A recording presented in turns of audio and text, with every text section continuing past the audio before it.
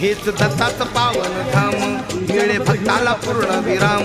हेच दत्ताचं पावन धाम, मिळे भक्ताला पूर्ण विराम. मुखी माय पित्याचं नाम, मुखी माय पित्याचं नाम, आला घेऊन परशुराम, आला घेऊन परशुराम.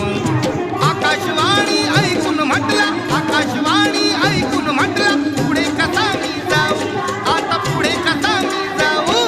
पानफुलाची उंझळ वाहू, दर्शन रेणुकाईच घेऊ.